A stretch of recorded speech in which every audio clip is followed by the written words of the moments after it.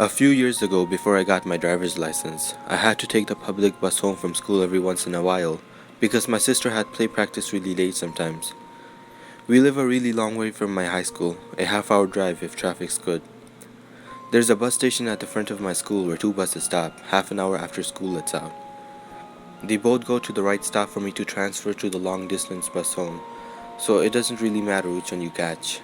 I only got on the wrong bus once. My sister had a dress rehearsal until around 11 that night, so I packed my things from language arts and started to leave. Nick, Mr. Lewis called me back. You missed the quiz last Friday, remember? You need to make it up today, or I can't give you credit. I told him sorry that I'd forgotten. I sat back down and filled out the multiple choice bubbles and handed it in. Suddenly I remembered the bus. I had completely forgotten all about it. Mr. Lewis couldn't get a word out before the door had swung shut behind me. I made it out of the front door just as the bus was pulling away. Nobody else was at the station. It had to be the second bus and I was going to miss it. Sprinting across the green between me and the bus, I waved my arms madly. As I got close, I realized it wasn't moving very fast, and the doors were still open. Grabbing a handle, I hauled myself in. The bus driver looked at me dully. "You're early," he yawned, clearly sarcastic, and held out his hand. I gave him a bewildered look, then handed over my bus pass. He scanned it and tossed it back to me without looking down. The doors hissed shut, and I walked back down the aisle.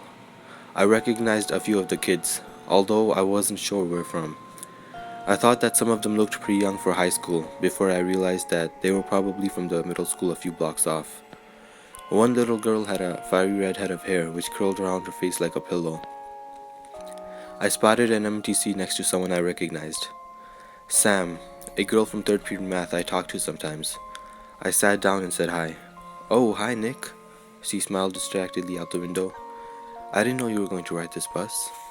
I told her that I usually wouldn't have, but my sister was making life hard for me, so I had to. "Yeah," she replied dreamily. "I get that." I smiled at her. She was really pretty. I'd noticed in class that she doodled on herself in Sharpie a lot, and today there were hearts all over her hands and forearms. She noticed me noticing and hugged herself, embarrassed. I told her it was cute. "Thanks." She looked surprised. "I wish I had known sooner." She looked out the window again, and I followed her gaze.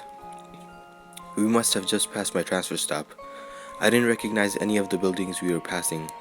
Something was off about them. I said bye to Sam, who looked at me confusedly, and ran to the front of the bus. The driver looked at me the same way he had when I'd gotten on, and handed me a transfer slip. "I said you were early." The doors hissed open again, and I jumped off, ignoring the driver's sass.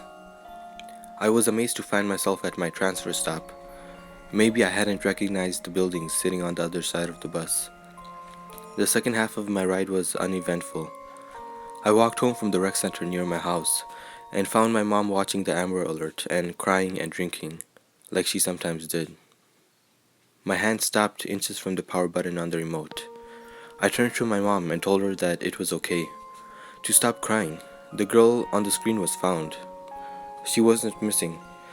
I had just seen her and her red hair sitting on the bus home. Mom turned towards me, tears still rolling down her cheeks. "What? No, Deborah just called a few minutes before you got home.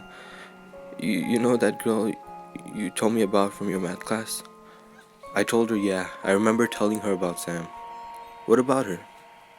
"Oh, honey, her parents found her earlier today. She committed suicide this morning."